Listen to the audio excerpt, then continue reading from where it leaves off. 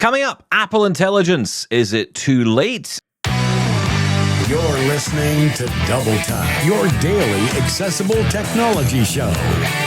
Now, here's your hosts, Stephen Scott and Shaun Priest. Hey, Shaun Priest, how are you? Nervous, Stephen Scott? What do you mean? Is it too late? That sounds like a Stephen Scott rant coming up. I'll brace myself. Yeah, I'll be honest. I'm not going to get into it right now. We will get into it a bit later, though. Yeah, I don't know. I have thoughts. Oh dear, that's always worrying. Okay, good. I look forward to it. Speaking of Apple, though, WWDC, the date is set. So we now know June 9th to 13th will be the week of, I guess, whatever's next from Apple in terms of development. There's talk of lots of rumors flying around. Things like, the Mac Pro may make an appearance with the M3 Ultra chip. Got one already. Don't need it. Thanks, Apple. Oh, yeah, all right. Can we have an update on that later on? Well, the update is, it's amazing. It's the fastest computer ever. Okay. No more busy. Yeah. Okay, yeah. Look, clearly there are software issues with Sequoia. And I've mentioned them all before, so I'm not going to go through it all again. No. But, yes, the issues still remain with the software. So this is, of course, when you do get interested in whatever's coming next from, macOS huge tree. Which will be coming whatever next. They're going to call it Because it's all next. named after trees, isn't it? At the minute, it's all trees. I have no idea. There's always some sort of drug reference in the when they talk about the naming. And then it was leopards and tigers, and I like that one. Oh my, yeah. Yes. I don't care what they call it. Just make it better. That's the main thing. Yeah. I am interested to see where they're going to go with iOS 19 because there's rumors that they're going to change the interface and sort of try and make interface change. No, I don't like that. Well, no, it's about time, don't you think? No, leave it alone. Fix What do you mean, leave it alone? Fix the bugs. Don't introduce 8 million new ones because you've changed everything, because that's what will happen. Yeah, but that's not going to happen. Wasn't there, what version was it where it's, this is going to be a maintenance release almost. We're going to fix the bugs. Don't expect great new features in this release. And it didn't really change much, did it? Well, look, the problem is when they update these things, and especially when you're talking interface overhauls, I can only imagine what it must be like for the poor people who work in accessibility at Apple, who go, right, here we go again, right, what have you got now? That would be my attitude. I would just be sitting there going, what is it now? Can you just leave it alone? I'm trying to fix this mess. I've got a mountain of emails in the accessibility@apple.com inbox. I'm trying to work through them, and now I'm going to get a million more because of you doing whatever it is you're doing now that you can't tell me because it's Apple. Again, right? It's all about accessibility in the workflow, right? That shouldn't be the case of, here, we've made changes, let's throw this mess over to the accessibility department. Shoulda, woulda, coulda. Look, at the end of the day, it's going to be terrible. Right, moving on. Wow. Something we can look forward to. Okay, let's talk about some other stuff because there is some news going around. Yeah, let's get the news on. Yeah, let's do the news. And this is quite cool. So I had not heard about this at all, but 1 year ago, there was a new product announced and no one has talked about it. Not us, not anybody else. And it was interesting. I went to the company's website because I was quite interested in it, and it's an assistive tech product. A company you'll know because we've talked about them many times. We've had them on the show many times. Oh, this is like a quiz show. And it said in the website, help us spread the word about this new product. This product has remained under the radar. Yeah, you know why? Because you built a radar and stuck a product under it. No one's heard about this. I have not heard anyone until yesterday talk about this new product. And what am I talking about? I'm talking about Hable Easy. The brand new Hable device, which, by the way, I say is new. It's been out a year, but no one's talked about it. Not a single person. Wait. I mean, the whole community went just crazy for the Hable. Gaga, yeah. How can it be possible that we've missed the Hable Easy? I have absolutely no idea. Now, here's the story. Today, the reason it's come up is because as of today, you can buy the new Hable Easy product from AT guys in the US. So it's launching in the US market and coming to Sight and Sound technology in the UK. That will be the distributor of Hable Easy there. Now, they're still selling Hable One, still maintaining that, but Hable Easy is a more simplistic way of controlling the smartphone. And you know what? I'm going to let Freek van Welsnes, who's the co-founder of the company, one of the co-founders of the company, explain a bit more in a video that they posted last year. Didn't tell us about it. Hello, guys. Remember us? Well, anyway, here's the video. There is something about Hable that does create an easy outlook on life. Enabling people with an impairment was the original idea behind Hable. There really wasn't a better or more simplistic way to experience a new smartphone. And we want more people to try it. But for people to try it, they have to feel comfortable using their devices. So that's what we've done with Hable Easy. An all-new take on the original Hable One. Hable Easy means one button for one action. The user is presented with a limited number of keys. Each key denotes a screen reader function, like going an item to the right or an item to the left. Physical keys give the user the confidence they were looking for. The user gets immediate feedback about the function they clicked. It's a great way to feel safe and secure about themselves. Now, you might have noticed something new. On every button, these are textured stickers, helping in finding the right button and relating to a command. This makes the keys easier to remember and making it safer for the user to repeat the action, all on their own. We even made 3 options to operate it. Users can select the option that works best for them, or explore this together with others. Mr. Hans came to us without any experience with a smartphone. He had 4 sessions learning to swipe on the screen with VoiceOver. And the sessions were really not going anywhere. Thus, we tried the Hable Easy with him. In the next 15 minutes, Hans was able to learn about the weather, search for a contact, and call his 15-year-old daughter. The word Hable originally stands for communicating. Being able to express yourself and communicate. Being able to share with other people and build a human connection. This is the soul of Hable and Hable Easy. So there you go. That video was posted a year ago, according to the Hable YouTube channel. And even when you search actually for Hable on YouTube, it doesn't come up. You can't. It doesn't surface very well. So I don't know what's going on there. But yeah, this video launched. I'm first hearing about this because of the fact that it's now available in the US with AT Guys and in the UK through Sight and Sound Technology, which is great. But yeah, there we go. The Hable Easy is out. So this is it's a bit different. It's a little bit different to the Hable One. Yeah, so am I. I'm like, this whole new thing is just a bit... Well, let me be clear. It's exactly the same form factor. They're using exactly the same form factor. No change in design. It's the functionality of it that's different.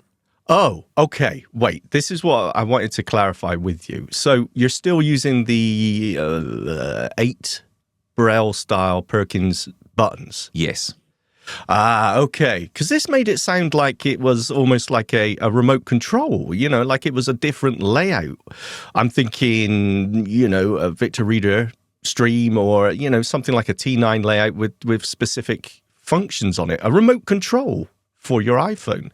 But it's not. It's basically the same hardware, just different functionality. That's right. So you can use it in 3 different ways. So essentially you can use the Hable Easy as a remote control in that sense of you're just literally turning the device into portrait mode and you're able to navigate that way, or you can use it in tabletop mode, and of course you've got this easy mode as well. Now, I can also tell you, if you've already got a Hable One, you don't have to go out and buy this thing because you've already got Hable Easy. It's built in, which is kind of smart. So maybe this is why they didn't make a huge splash about this. I don't know.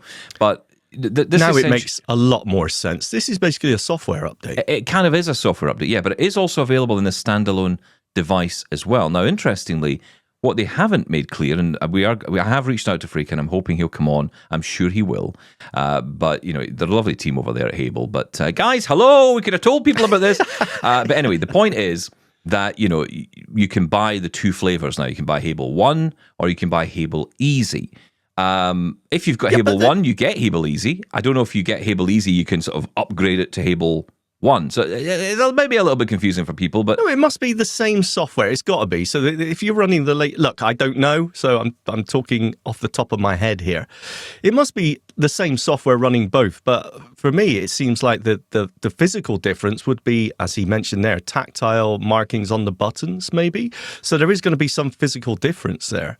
But software-wise, you must be able to do the same things on both, surely. Yeah, well, let's learn a little bit more about this. So Freek spoke to one of his colleagues about this in another video that was posted, and this explains a little bit how the devices essentially work, and in particular, if you've got a Hable One already, how you can use it in that easy mode.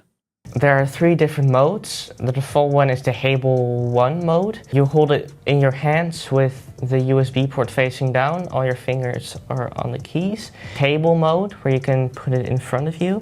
The one-handed mode, where you kind of hold it as something like a remote control. Yeah, in this case, it really almost looks like you're using a TV remote, but then I guess it's for your phone or your tablet. Mm-hmm. But I can see that there are different tactile stickers on the buttons. Can you explain why they are there? It makes it easy to find the buttons, and people don't have to study them, so that can boost their confidence. For example, we have buttons with tactile arrows that moves the cursor. We have a button with a little dot on it that means selecting an item. There's a button with a little circle with a dot inside it that activates Siri. And there's another button with kind of an open circle that brings you to the home screen. Yes, it's really there, so you don't have to remember everything, but it's already on the device and it's just a lot easier to get back to your old functions. Yes, that's right. Awesome. Then I want to talk a little bit about the difference between the Hable Easy and the Hable One. Can you explain that to us? The Hable Easy, as I said, has one button for one action, while with the Hable One, you need to press multiple buttons to do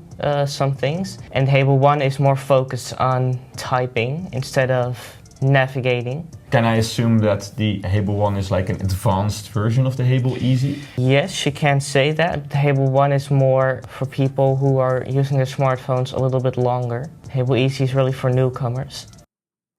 So that kind of lays out, I guess, the differences between the devices, I guess.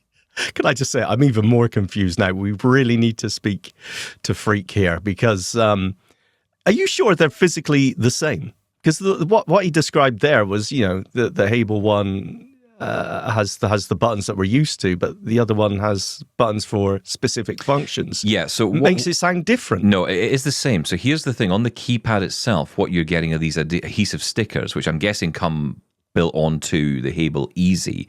These are stickers you can buy, I guess, to put on your Hable One if you want. But there's still only 8 buttons. Yes, that's right. So you're using, so instead of, and this was the key thing, so with the Hable One, you were using that multiple input of gestures, multiple buttons to get things done, whereas single buttons have specific purposes for navigation.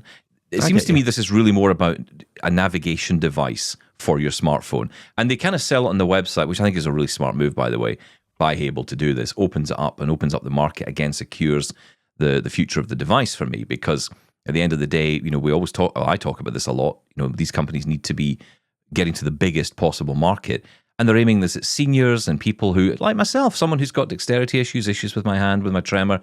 I'm always looking for easier ways. I really, really struggle with the whole double tapping thing now.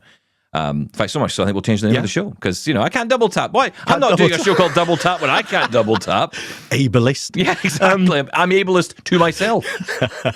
No, look, I'm exactly the same. I made the point when I talked about the Hable One was that for me, it wasn't really just a Braille device. It was more about being able to control my iPhone in a really cool way. So yes, but of course you do need to learn those commands, doing the Braille letter, the Braille command for S or H for the home button or whatever it is now, I can't remember. But yeah, having specific keys do one specific command makes total sense. I actually think this is kind of genius in a way, the way they've done this, because first off, if you have got Hable One, let's say that you just couldn't get your head around it. You couldn't learn the commands. You just weren't remembering it.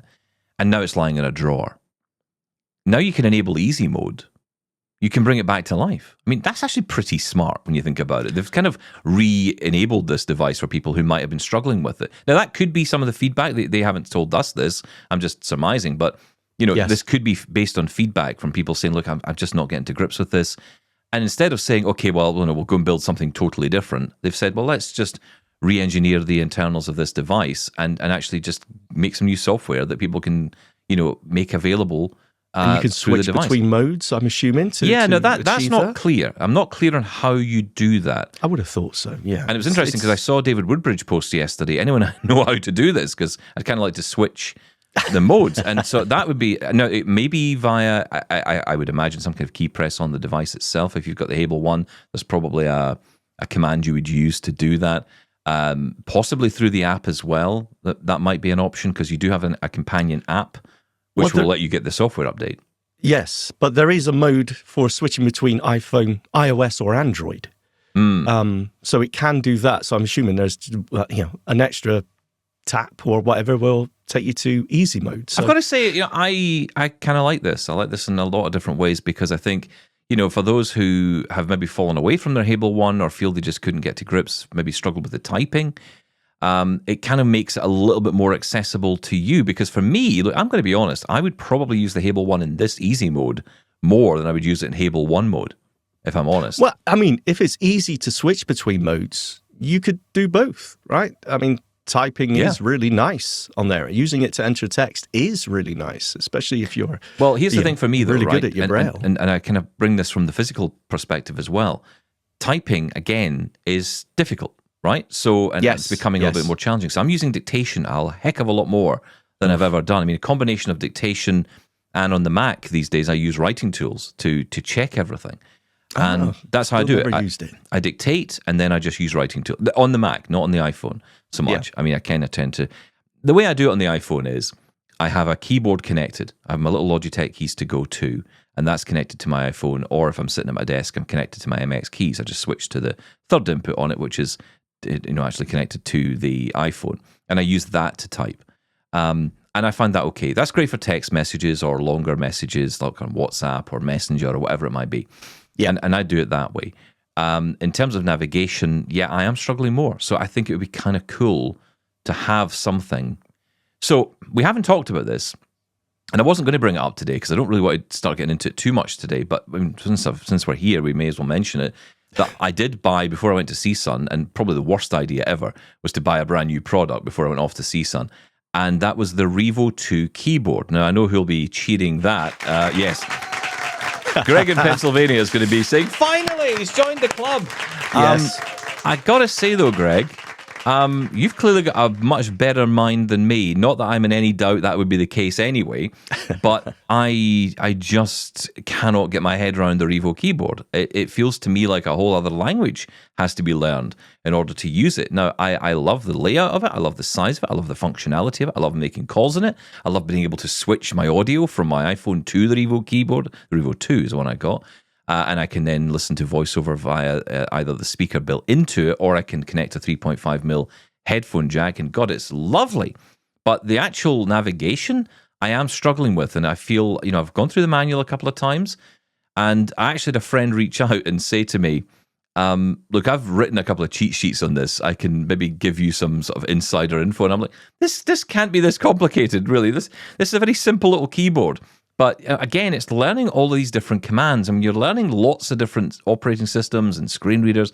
It's like, not another one. And this is kind of where this actually appeals more. This might be the way to get it right. Again, it's going to be slightly more limited. It's not going to be as functional as, say, the Rivo keyboard is. You're not going to have arguably it is, I suppose. You could always argue it, but I don't know. Well, if you got the up, down, left, right, and activate button, arguably, what more do you need? You can navigate around. It may not be elegant, but you can get around. Yeah, you know what I'm immediately thinking is I want a cane attachable version. Let's shrink this thing right down. 8 little buttons that can rest under my thumb. I attach to the handle of my cane, and I've got full control of my iPhone in my pocket. I would love that. Hable, make that happen. Although, in saying that, you could put the Hable in your pocket, and you could use it in remote control mode. Yeah, you could, yes. But so you could just use your other hand for that. I know what you mean. You want it on the one hand. I get that. Exactly, yes. Why not? Why not put it You want the moon on a stick. I want the Hable on a stick. I Literally, absolutely want the do. Hable on a stick, Blinden Sticken. That's exactly what I want. Let's make that happen. That's very genuine. cool, though. We'll have to look into that some more. And if you want to know more about it, April 2nd, that's a Wednesday at 2 p.m. UK time, Sight and Sound Technology are going to be hosting a webinar along with Hable to dive into the Hable Easy and learn all about it. They'll talk about how it works, who it's for, and give some real-life success stories. So that is available via Sight and Sound Technology in the UK. Find out more at their website. We'll post some information on our website so you can find it, and a link to the webinar when that becomes available as well. But Wednesday, the 2nd of April, 2 p.m. UK time, I think I'll be joining that. I have many, many questions, but I do hope to get Freecon. We have reached out to him, and hopefully he will come on soon and tell us about it. I'm sure he will. But I've got to say, this is interesting, and I am going to be digging out my Hable One, which, yes, is in a drawer. Yes, so I'll be updating it and seeing if this works for me, and I'll let you know. So and I want the funny. stickers. I've charged mine up just 3 days ago. I charged it up. I took it out of the drawer and charged it up. So, yeah, it was meant to be. Very cool. Okay, let's move on. Now, Lady A Plus, as they call it, is going to be rolling out initially. Well, we call it, I should say Lady A Plus. They call it something else, but I can't say it because she's listening. But it's going to be coming out for US users very soon. And it seems that only a few Echo devices will not receive support. Now, I wanted to update you on this because we were a little bit unsure as to what devices would actually get access to it.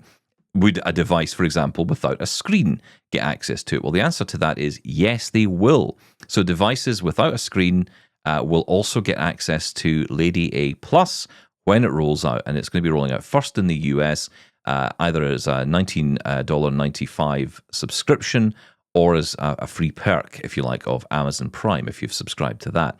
Now, The Verge are reporting this, that they will unsurprisingly be supporting all contemporary Echo Show 8, 10, 15 or 21-inch displays. However, it will also be available on Fire TV devices, Fire tablets, the app, as well as alexa.com. It's the only way I can say it. She listens so much. More than Siri, I should add, but we'll get to that later. But that being said, The Verge reports that older devices, such as the first-gen Echo Dot, the one I've got downstairs, the Echo and the Echo Show will not support it. That's the first generations. Now, does that surprise you, Shaun? It doesn't surprise me at all. I think that's a hardware thing, right? I'm just not entirely sure. The way I understand it was that basically you're just using the hardware to make a recording of your voice and then using the internet to send it to them. So I would have thought it should work anyway, but it depends. There must be some on-device processing going on. So yeah, that seems fair enough to me, to be honest. First gen, it's a long time ago. My Echo Dot first gen still, responds well. I mean, it's not as fast as the one upstairs, but does it really matter? It's giving me the same information, so, Yeah, but why would that be? Is that down to is it 2.4 gigahertz Wi-Fi connection? Is it purely down to that? I mean, honestly, I don't know. But yeah, I'm not going to say this is outrageous because how old is the first gen? And when you talk about cost, I mean, I could understand people being annoyed if it was $1,000 per device. Yes, but it's not. Yeah. Buying a new one, especially. I mean, right now they've got a spring sale on at Amazon. You're picking up these things for next to nothing. I'm surprised they just don't give them away. They're so cheap. So I'm still concerned. What's going to happen to the people that don't subscribe? So the old Siri, not Lady S, sorry. Hang on. The old version isn't going away, right? No, and that's actually picked up on with some other things. So the Ecobee smart thermostat or other Lady A supported devices, such as the Ecobee smart thermostat, and Sonos speakers will not receive support for Lady A Plus at launch. Not receive support at launch. However, it is confirmed the original version of Lady A will continue to be available. So I think that answers the question to all of us, really, about what happens. I mean, look, at the end of the day, it's an opt-in subscription, right? So your device is not going to stop working. I guess if you've got Prime, you'll get access fairly quickly, or maybe you just sign into it. But for those who want it, you would have to pay anyway. So it's not going to become the default for a while. But how are you going to switch between the two? Again, it's just like the Hable. I'm just talking off the top of my head. Well, because, for example, there's a lot of concern that, there's a lot of skills that are not supported by the Lady A Plus service. So a lot of those skills that you may have will fall away. Now, of course, they're still going to be supported by the original voice assistant. So what happens there? I mean, can I easily switch between? And if I say, let's say, for example, open Night Manager, my favorite skill at the moment, will it automatically go, okay, well, I can't run that on the AI Plus, so I will fall back to the original Lady A. I assume that's how it works, but I'm not 100%. Well, time will tell. Yeah. It may be something. I mean, wasn't Let's Chat that feature? Was that not like that is a terrible idea. Basically, you're turning the AI functionality into a skill. We already had that. I don't want to open a sandbox. I'd want this to be smart enough to understand, hey, the whole point of AI and agents, right, is that it decides how to achieve the task that I want it to do. And I don't want to, okay, let me close this skill down, go back to the original one. That seems really clunky. And again, we don't know what we're talking about here until we get our hands on it. Yeah. But I would hope so much that's not how it works. Well, we shall watch with interest, but starts rolling out in the US. So those of you who get it first, and we know we're going to be leaning on our good friend David Ward. Right. No, stop. Now, can we say this as well? Can we stop with this? Oh, it's only available here. It's only available there as well. What's going on? Why can't we get this a global release? What is this US only? Shaun, European Union, Shaun. That's all I'm going to say on that one because, look, let's be honest, there's a huge amount of regulation and challenge. I mean, that's the same argument for Meta and AI, right? It's not necessarily Meta's fault, although you could say if they changed their policies, it wouldn't be easier. But yeah, right. Look, it's not as simple as that. That's the problem. And that's why I'd rather just tell people the truth about what we know where things are rather than getting into the whole debate about why it's not. But I agree. I'm sick of it. And look, Amazon are known for this. When they launched the Echo glasses, I was quite excited because I thought, that was roughly around the time. I did that. I went, and it was around the time when the Bose, what were they called? Frames. Yeah, they were out. And I thought, I did it again. I went, and then I thought, wow, this is an alternative, right? Oh, wow. Never made it to the UK. So I was like, no, I don't went think from they made it to O. They didn't make it to many places anywhere else, to be fair, though. No, it was killed off very soon. Yeah. I actually thought this year, that's one thing I thought this year they would announce. I thought they were going to say Echo glasses with a camera. And I thought that would be interesting.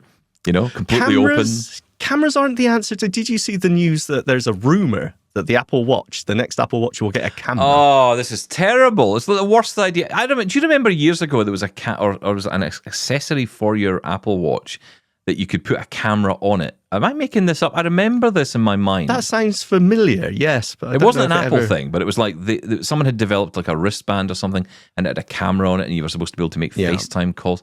No, I'm sorry. This is a terrible idea. They're even talking about putting cameras in the AirPods as well. Yeah, that's not going to work. What if you got bushy sideburns? Big hair. Yeah, exactly. I don't have either, by the way. Would you just think how useful is that going to be? And of course, what they're citing is, Apple Intelligence, right? Visual intelligence. It's going to be great for that. You just think of the practicality of trying to get, moving your arm out and getting it in frame, take a picture of it. It just seems really awkward, but who knows? Maybe they can make it happen. What I've learned, and I'll talk about this maybe a bit later, what I've learned recently is that I think I'm looking straight ahead all the time, but I'm not, apparently. That's something I'm not good at doing.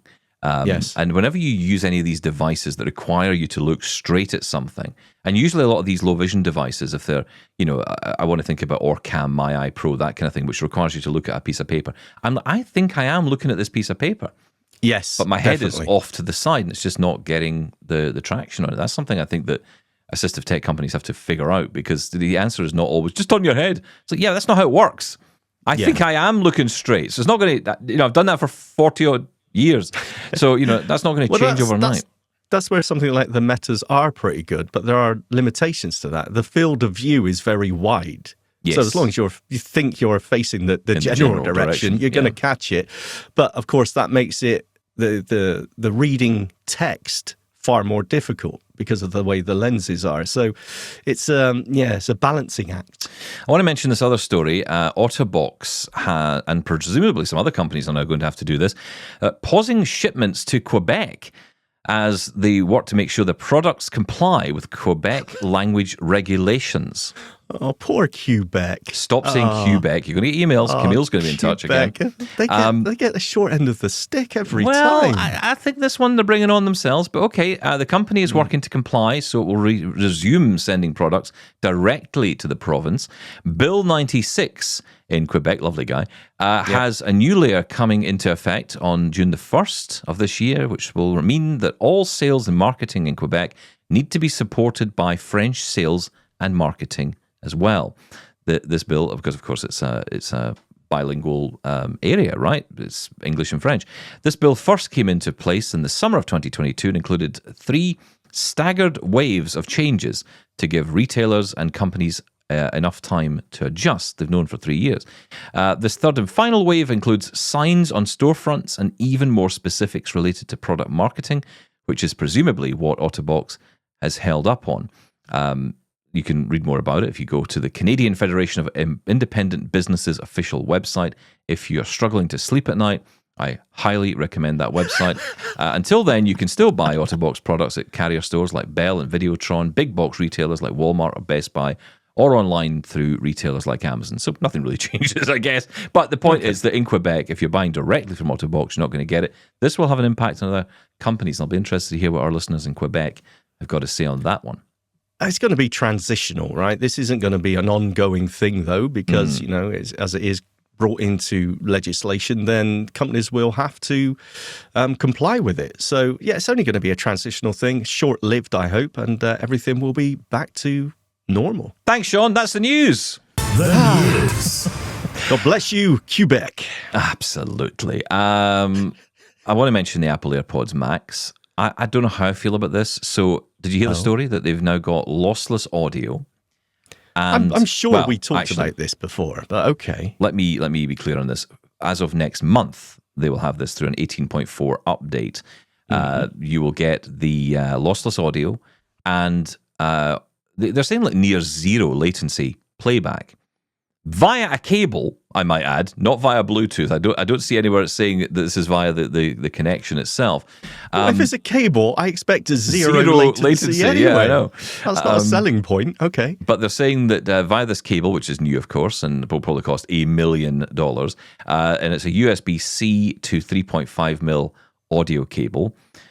It seems like we kind of go backwards to go forwards or forwards to go backwards. Always the same, right? It's like, hang on a minute. I thought we were wireless here with these AirPods, but yeah, okay. So the AirPods Max now has a cable. Now, interestingly, I did buy the same cable for my original AirPods. I still have the AirPods Max, which was a lightning port to 3.5mm. And that was because I was having horrendous latency issues connecting with my MacBook. In fact, it was almost impossible to use VoiceOver with those headphones when they first came out because the latency was so bad. Not so much with the AirPods Pro 2 or the AirPods 4, actually, for that matter.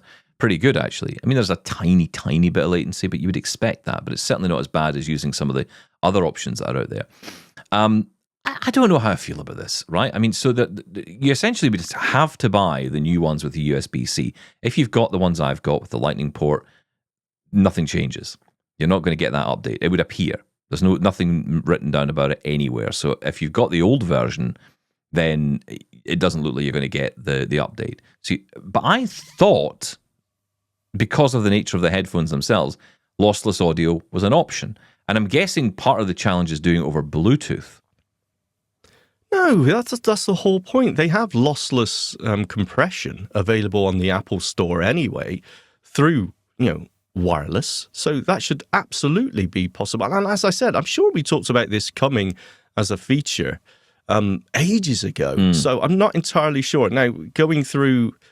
So is there a digital analog converter built into this cable? Is something special? Can I just get a third-party cheapo knockoff from Amazon to, a USB-C to 3.5mm and enjoy lossless? Hang on, you just spent about $600 on a pair of headphones and you want to go and buy a cheap knockoff cable for That's exactly the reason That's exactly why I don't want to spend another $200, $300 on a cable. How much is this? I don't think the cable's hugely expensive, to be fair. But Okay, but all right. the point is that it's just going to give you that, that connection, and it's going to enable that lossless conversion. Yeah, but it must be being done inside the computer.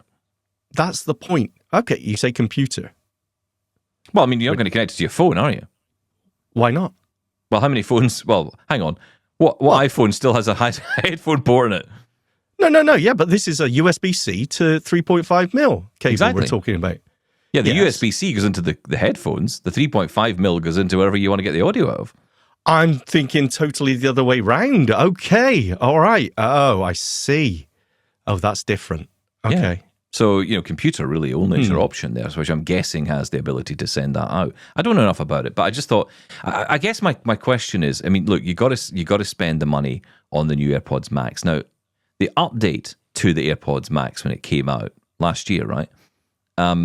It wasn't anything new other than the fact they had changed the headphone port. Oh, no, the headphone port, the connection port. USB port. From Lightning to USB-C. USB. That's it. That was only the upgrade. Now, interestingly, if you went out and bought the Beats Studio Pro, which I haven't done, but I did see them actually in the UK on a sale on Amazon, spring sale, down from like £349 to £200, which is not a bad sale price. For that money, I would be getting all of the features and then some in a much newer pair of headphones. I get more choice of colors, I suppose. I get a much lighter headphone as well, because the AirPods Max are quite heavy to wear. And I just think, what are Apple playing at here? What is the point of it? I mean, why would you not just buy the Studio Pros? I mean, don't get me wrong, the AirPods Max are incredible headphones. Well, there you go. Far too heavy for me. That's my your issue. Own question. Yeah, but hang on. If I haven't tried the Beats Studio Pro, I kind of want to Doesn't try them, matter. because if they sound as good as the AirPods Yes. Max, I'm not entirely convinced they will. But if they do, then why on earth do we have the AirPods Max? What's the point? Look, the AirPods Max, even at the time, were high end, right? Price wise, audio quality wise. Oh, because But they have an there was- Apple logo on them. Exactly my point. There were other high end headphones out there, other options you could argue were equally as good, right? But you decided to go with the AirPod Maxes. And you know why? Because you love Apple. Yeah, look, fair enough, right? But my point is, why would anyone else want to do that? That's my question. Because a lot of people love Apple and will pay for that and will go for the Apple brand. Look, you Well, I'm not mentioned going to buy a new pair of headphones just because it's got a different port. I think that's nonsense. I will give you that. Yeah, no, absolutely. Well, you say that though. You did say, "Oh, these AirPod Pros, you can keep them if you want." Because I borrowed some off you. Well, and I said, yes. "Oh no, I can't do that." You said, But no, hang on. No. There's a reason for that. Yeah, well, because they were Lightning ports at the bottom. No, That's what you told me. No, they are. Yes, they are. But that's not the reason I gave them to you. That's not the reason I bought the new ones. The reason I bought the new ones was because the dog ate the other ones. And so when I gave them to you, Sweet child of mine. I didn't maybe mention that. But yeah, when I gave them to you, Right. So this chest infection and cold that I've suddenly acquired. you can blame the dog. Thank you. No, Been I through cleaned the them. dog. I cleaned them, and I actually Did you? put new ear tips on them, so they're fine. Don't worry, they're fine. I don't know why I did all that, because I could have just probably kept them. But, by that point, I'd bought the new one, so who cares? Can we quickly move on? I can't believe this. You thought we had a reaction to laughing at getting my fingers trapped. No, I gave you dog-digested AirPods. And by the way, I have to say, listeners, I told him this, and he said, I don't care. So don't start on me. No, fake news. I knew nothing about this. Yeah, I don't right. care. They're fine. They're free. I don't care. You didn't even have to clean them. I would have took them. Thank you very much. I know exactly. I cleaned them for you. I put new ear tips on them, and he still was like, I would have taken the old ones. Don't care. They sound great. Yeah, they do. They do. Look, again, no difference, right? Apart from the Lightning port. I will say this. I did another pair of headphones I got from you, the Beats Solos from, Yes. I think, 7 years ago, charged by micro USB.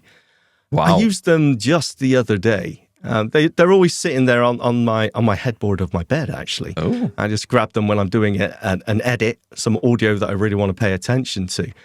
And you know what? They sound so good. Oh, 7 don't years, say that. 8 Don't years say that, ago, because they then I'm going to sound- want to buy the Studio Pros. I kind of am intrigued by these Beats Studio Pros. And by that sale price, I'm like, should I? I mean, look, it's very simple. My wife has said, look, you got a Mac Studio. You're not getting anything else. Yeah, that's it for 10 years. We're done. Yes. I went onto Apple Music and went onto some of the spatial audio and some of the man, it just sounds so nice. And there is something so different when you're listening, because we all listen to the same music. I listen to the same albums I listened to when I was at college, but you listen to a new pair of headphones, and there's always that. I never heard that before. I still get that to this day. Even listening to Queen songs that I've heard 1 billion times before. That sounds so nice. So what put me off the AirPods Max when I first got them was my wife and I were on a train, and we were heading up north of Scotland. So it's a train journey. It's a beautiful train journey. One of those train journeys where, it's just full of tourists. Everyone, and we were going to meet a friend. We were going up to one of the villages up north, and we were on the train, very loud, because all the windows were open. It was a hot, sunny day. The windows were open on the train. Yes, it's a very old train. Windows on it that open. It doesn't really happen anymore. But yeah, and of course all the wind is rushing through. It was a gorgeous day, but it was noisy and everyone's chatting away. And I had the AirPods Max on, listening to my music, and my wife said, I can hear every single song you're playing as clear as day. And I was like, right, I'm never wearing these again in public, because I like to listen and enjoy, and so I never wore them again in public. And in fairness, because I do love them, I think they sound incredible. I just hope, and I was kind of hoping last year they would bring out ones that were just a little bit lighter. Look, get rid of the whole titanium thing, guys. Get rid of all this. Get just plastic. Come on, just get back to plastic, or whatever the alternative to plastic is that doesn't annoy the environmentalists. We got hands-on with the Vision Pro, and what's the first thing you say? These feel gorgeous, right? Of course, but again, wear it for 5 minutes, different story. And it feels like you got an anvil on your head. Yeah, exactly. But, I don't know what an anvil is, but definitely was on my head. Okay, all right. Thank you. Apple Intelligence. Oh yeah, forgot about that. Apple Intelligence. Is it too late? Is it done? Are we wasting our time? Are we looking for something that's never going to happen when it comes to Apple Intelligence? Look, Siri is dreadful. Let's just lay it out. I'm sick of seeing people online, a lot of advocates as well, a lot of people who write in the disability space who are talking about this. And there are some people who will happily apologize for Apple day and night, whatever Apple does. I'm not one of them, right? I am a realist as much as I'm an Apple fanboy. When you get something wrong, you've got it wrong. Admit that and fix it. Now, I feel in the last couple of weeks that may have happened. There was an interesting article by Mark Gurman from Bloomberg, which kind of seemed to suggest, and people clearly listen to what he says, that, inside Apple is a mess. Just this whole AI, plan has just failed. It's not working. And there was even talk and the rumor that the whole concept of Siri as it stands is not working and has to be almost rebuilt from the ground up. And when I hear that, I think, goodness me, they're finished, because everyone else is moving way too fast to keep up. Google are moving fast. OpenAI are thundering ahead. Anthropic with Claude powering ahead. There's Perplexity. There's so many other options out there. And my question is it time for Apple to admit defeat and say, okay, look, this isn't working. We need to do something else here. And maybe it's radical. Maybe they have to partner. Do something they don't like doing. They want to build it themselves. But for now, at least, partner. Now, you can argue they have, because they've got the ChatGPT integration.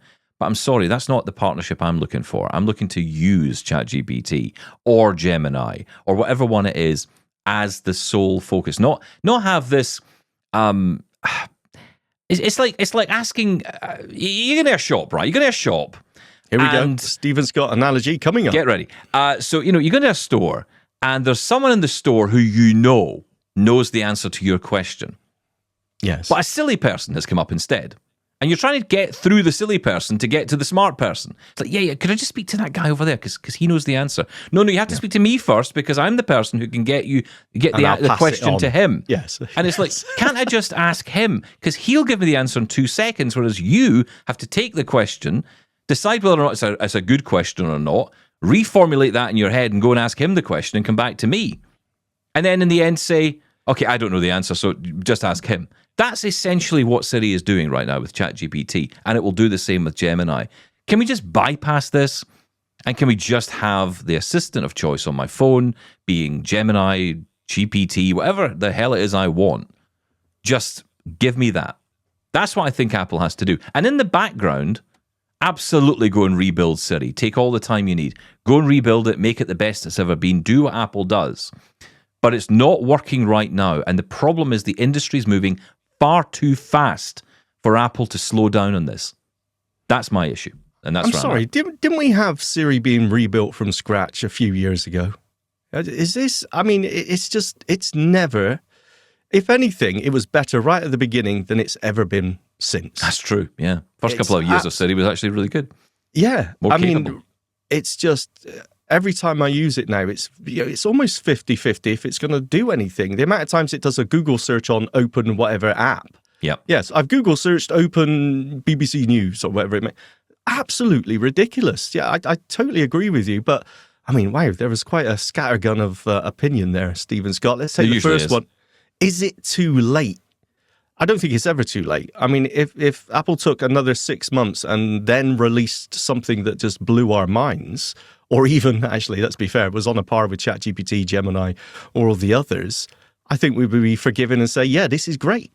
So, no, absolutely, but that's not what's happening.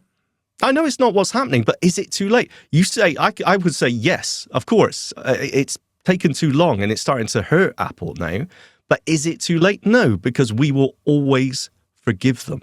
If they bring, it doesn't matter if they bring something out next year and it works. We're not going to say, you know what, it's too late. I've switched to Android. I'm moving to Google Gemini. It's too late, Apple. I don't think that'll ever happen. That's the fanboy attitude I'm seeing a lot online at the minute. You know, it's like, we'll just forgive them and that's fine. And look, I was kind of there with you until about a few months ago. I was kind of there with you. I thought, you know what? And I said it on the show. I said, look, Apple fans will forgive most things, right? So, you know, they want, we're all part of the Church of Apple, so we're fine. We'll just go with it and it'll be fine. Look, I think there's going to be a difference here between people like ourselves who want to really be at the upfront on this, you know, like using the latest stuff and actually getting into this and, you know, using all these amazing tools. I think there's people like us, and then there's other people who just will never really care either way, right? They just want Siri to open up and make an app, you know, make a phone call, do the basics, send a text message. And that's the problem for me. It's not working on either side of that. It's not working for the geeks at the front end of it, and it's not working for the people who just want to send a text message or call a friend. That's the issue for me. So this is where it's failing. Now, look, you can argue, and many will argue, that it's because of Apple's, some say strictness, some say stubbornness on privacy.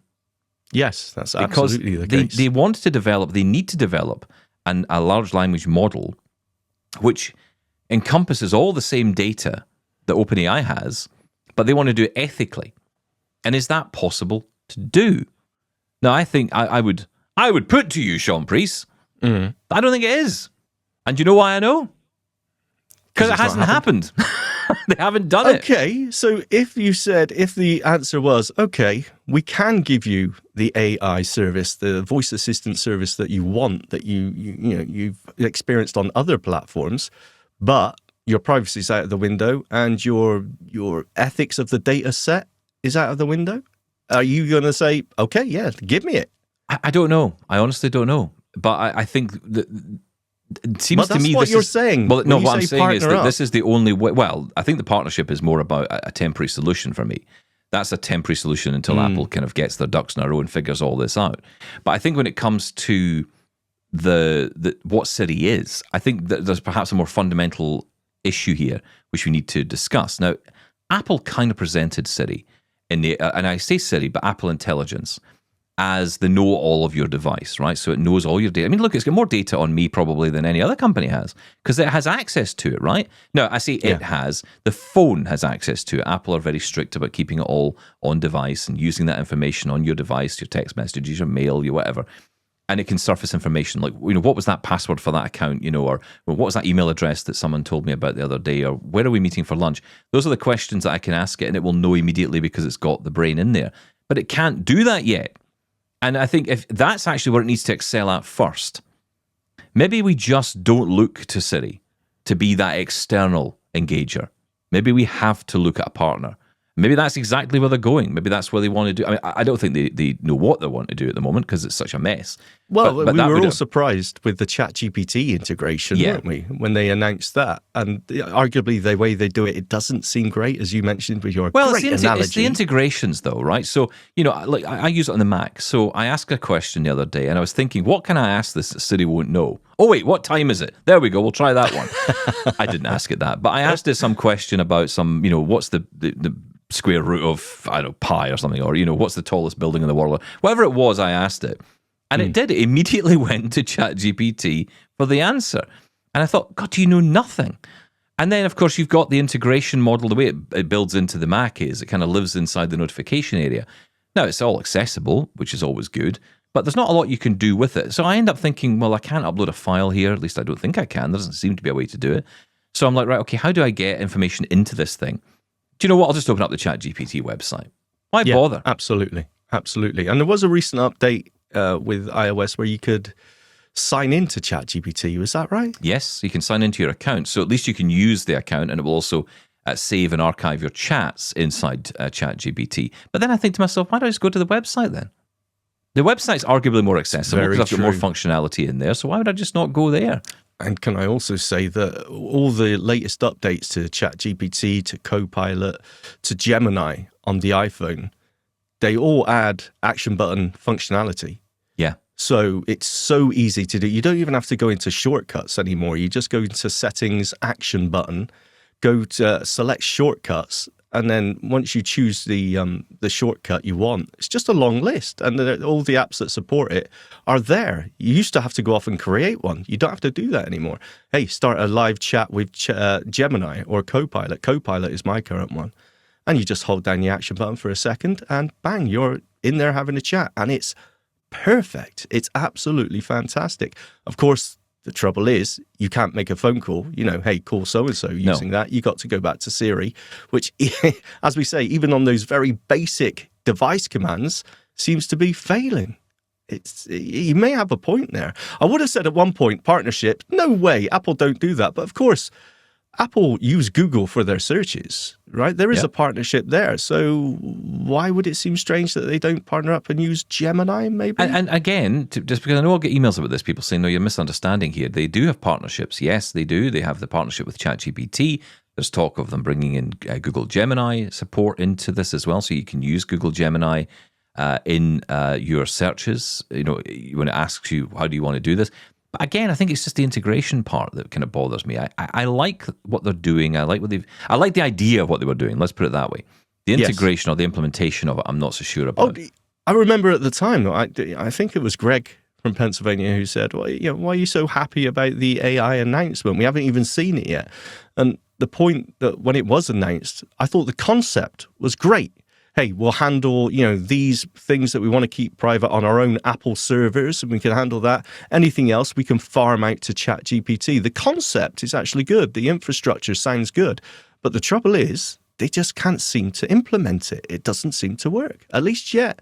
Who knows? This is all rumors, though, right? There has been some shuffling about at Apple when it comes to who's in charge of the that's Siri not a good look AI. either. That's not a good look. No. But then again, it proves that this is a priority, right? And I think Apple are aware that they're falling behind here. I think that what's happened a little bit in Apple headquarters, and I don't like saying this too often because I know we can accuse any company of this, but I think there's a little bit of complacency, especially among people who say, just like you said earlier, well, Apple fans will just forgive us.